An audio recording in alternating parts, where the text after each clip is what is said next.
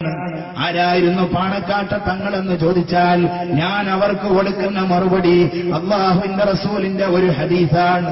ഇമാം മുസ്ലിം തങ്ങൾ തന്റെ സ്വഹീഹിൽ ഉദ്ധരിക്കുന്ന ഒരു ഹദീസ്.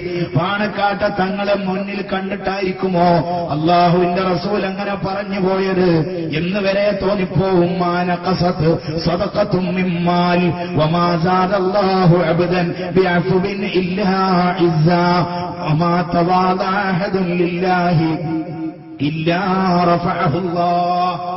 മൂന്ന് കാര്യങ്ങളാണ് അതിലൂന്നി പറഞ്ഞിട്ടുള്ളത്.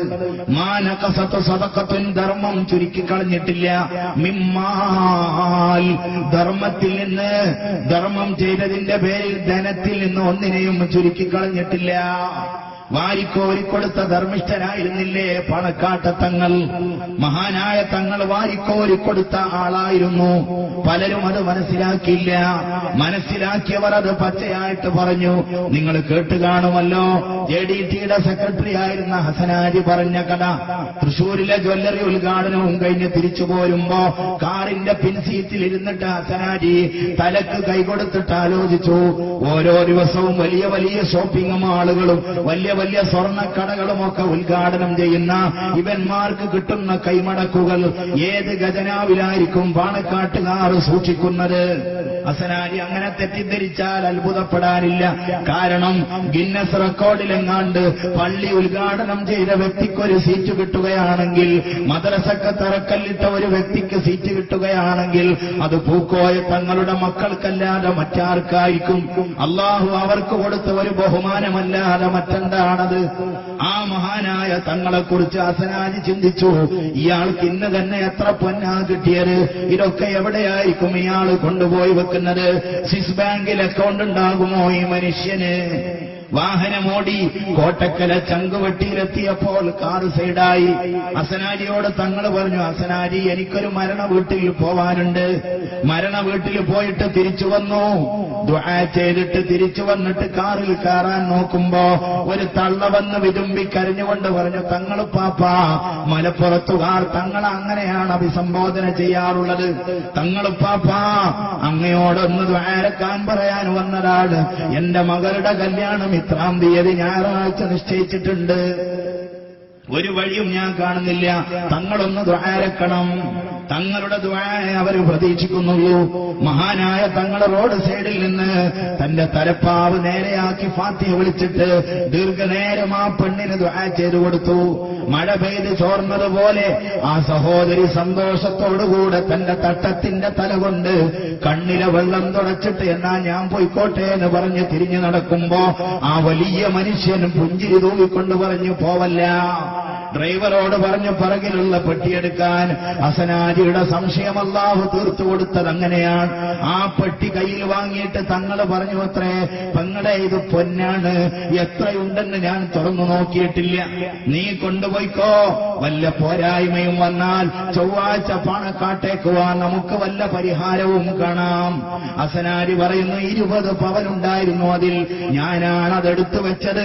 20 പവനുണ്ടായിരുന്നു. എത്രയുണ്ടെന്ന് പോലും നോക്കാതെ വാരിക്കൊടുത്ത ധർമ്മിഷ്ഠൻ, അതാണ് പണക്കാട്ട തങ്ങൾ. അല്ലാഹുവിന്റെ റസൂല് രണ്ടാമത് പറയുന്നു, വമാ സാദല്ലാഹു അബ്ദൻ, ഒരടിമക്കും അല്ലാഹു വർദ്ധിപ്പിച്ചിട്ടില്ല, ബിഅഫ്വിൻ, സമാധാനത്തിന്റെ സംയമനത്തിന്റെ വഴി തെരഞ്ഞെടുത്തതിന്റെ പേരിൽ, ഇല്ലാ ഇസ്സാ, അന്തസ്സല്ലാതെ അല്ലാഹു വർദ്ധിപ്പിച്ചിട്ടില്ല. പലരും പറഞ്ഞു പാണക്കാട്ടുകാർ ഈ സമുദായത്തെ കൊണ്ടുപോയി വിറ്റിട്ടേ അടങ്ങുവെന്ന്. ബദർ കണ്ടില്ല മക്കളെ, ഉഹദ് കണ്ടില്ല മക്കളെ എന്നൊക്കെ പറഞ്ഞിട്ട് ഈ പാവപ്പെട്ട സമുദായത്തിന്റെ ചെറുപ്പക്കാർക്ക് ഭീകരതയുടെ തീവ്രതയുടെ ഇഞ്ചക്ഷൻ അടിച്ചു കൊടുത്ത പലരും ഇന്നും പല ജയിലുകളിലും മുസ്ലിം ചെറുപ്പക്കാർ അടികളെണ്ണുമ്പോ അതിന്റെ പിറകിൽ ചുക്കാൻ പിടിച്ച ചില കക്ഷികളുണ്ടല്ലോ, അവർ റബ്ബിന്റെ മുന്നിൽ കൈകെട്ടി മറുപടി പറയേണ്ടി വരുമല്ലോ. ബദറിന്റെയും ഉഹദിന്റെയും കഥ അനാവശ്യമായിട്ട് ആവശ്യമില്ലാത്ത സന്ദർഭങ്ങളിൽ എടുത്തു പറഞ്ഞിട്ട് തീവ്രത കുത്തിവെച്ചു കൊടുത്ത ആളുകൾ, പാണക്കാട്ടുകാർക്ക് ശൂരിതം പോരെന്ന് പറഞ്ഞവർ ജയിലുകളിൽ നിന്ന് ജയിലുകളിലേക്ക് മാറിപ്പാർക്കുമ്പോ പാണക്കാട്ട തങ്ങളോ രാഷ്ട്രീയ മതചിന്തകൾക്കപ്പുറം സർവ്വ മനുഷ്യന്മാരുടെയും മനസ്സ് കൈയടക്കിയത് ആ ഒരൊറ്റ എളിമയുടെ ആ ഒരു സംയമനത്തിന്റെ വാക്കുകൊണ്ടാകുന്നു. അള്ളാന്റെ ഹബീബ് പറയുന്ന, ആരും വിനയത്തിൽ ഐക്യത്തിന്റെ സമാധാനത്തിന്റെ വഴി പറഞ്ഞിട്ടില്ല. ഇല്ലാ റഫഅഹുല്ലാഹ്, അല്ലാഹ് അവരെ ഉയർത്തിയിട്ടല്ലാതെ. നിസ്കാര പള്ളിയുടെ തൊട്ടടുത്ത് ഒരു ഹൈന്ദവ സഹോദരന്റെ വീട്, അവന്റെ പറമ്പിൽ നിന്ന് ചാഞ്ഞ തെങ്ങിൽ നിന്ന് നിരന്തരം തേങ്ങ വീണിട്ട് പള്ളിയുടെ ഓട് പൊട്ടിപ്പോവുക. കമ്മിറ്റി യോഗം ചേർന്നിട്ട് തെങ്ങ് മുറിക്കാൻ തീരുമാനിച്ചു. അയാൾ പറഞ്ഞു, എന്റെ തെങ്ങ് മുറിക്കാൻ എനിക്ക് വിഷമമുണ്ട്, എന്റെ അത് മുറിച്ചാലെന്ന് ചോദിച്ചിട്ടൊരു വിഭാഗം, അത് മുറിക്കാൻ പറയാൻ നിങ്ങൾ ആരെന്ന് ചോദിച്ചിട്ട് വേറൊരു വിഭാഗം. കമ്മ്യൂണലായ വിഷയമായിട്ട് മാറുമോ, വർഗീയ ലഹളയാകുമോ എന്ന് ഭയം വന്നപ്പോ ഏതൊക്കെയോ ചില സുമനസ്സുകൾ പറഞ്ഞു, നമുക്കൊരു മധ്യസ്ഥനെ കാണാം. ഹിന്ദുവിനെയും മുസ്ലിമിനെയും ഒരു മേശക്ക് ചുറ്റുമിരുത്തിയിട്ട് മധ്യസ്ഥത പറയാൻ അർഹതപ്പെട്ടവൻ മറ്റാരുമല്ല, ഹജറുൽ അസ്വദ് തന്റെ തലപ്പാവിൽ കെട്ടിയിട്ട് എടുത്തു വെച്ചിട്ട് ലോകത്ത് മധ്യസ്ഥതയിലൂടെ വിപ്ലവം സൃഷ്ടിച്ച മുഹമ്മദ് നബി സല്ലല്ലാഹു അലൈഹി വസല്ലമയുടെ പേരമക്കളല്ലാതെ വേറെ ആരാണതിനുള്ളത്? പാണക്കാട്ട് ചെന്നിട്ട് കാര്യം പറഞ്ഞു. മഹാനായ തങ്ങൾ ദീർഘനേരം അത് കേട്ടു. എന്നിട്ട് എണീറ്റ് നിന്നിട്ട് പള്ളി കമ്മിറ്റിയുടെ പ്രസിഡന്റിനെ വിളിച്ചിട്ട് പറഞ്ഞു, ഹാജിയാരെ, മേശപ്പുറത്ത് ആരൊക്കെയോ വെച്ച ചില സംഖ്യകൾ കയ്യിൽ ചുരുട്ടിപ്പിടിച്ചിട്ട് ഹാജിയാരുടെ കയ്യിൽ കൊടുത്തിട്ട് പറഞ്ഞു, നമുക്ക് പള്ളിയുടെ ഓട് മാറ്റിയിട്ട് കോൺക്രീറ്റ് ആക്കി കളയാം, ആദ്യത്തെ ഫണ്ട് എന്റെ വകയിലായിരിക്കട്ടെ. ഹിന്ദു സഹോദരനെ അരികിൽ വിളിച്ചിട്ട് അവന്റെ തോളത്ത് സ്നേഹത്തോടെ തട്ടിയിട്ട് പാണക്കാട്ട തങ്ങൾ പറഞ്ഞു, മോനെ, നീ നിന്റെ തെങ്ങ് മുറിക്കൊന്നും വേണ്ട, അതവിടെ നിന്നോട്ടെ. അവന്റെ പോക്കറ്റിലും ഒരു കൈമടക്ക് കൊടുത്തു. അൽവിയാക്കയുടെ കട്ടൻ കാപ്പിയും കുടിച്ചിട്ട് വൈരാഗ്യത്തോടെ വന്നവർ രണ്ട് കൈയും ചേർത്ത് പിടിച്ച് സന്തോഷത്തോടെ തിരിച്ചുപോയി.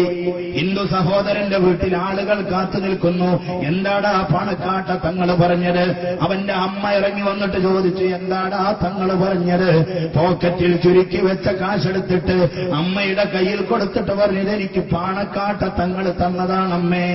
അമ്മേ, തങ്ങൾ പറഞ്ഞത് തെങ്ങ് മുറിക്കണ്ടെന്നാണ്. നെഞ്ചത്ത് കൈയടിച്ചിട്ട് ആ അമ്മ പറയുന്നു, എനിക്കിപ്പൊ കാണണം പാണക്കാട്ട തങ്ങളെ, എനിക്കിപ്പൊ കാണണം പാണക്കാട്ട തങ്ങളെ.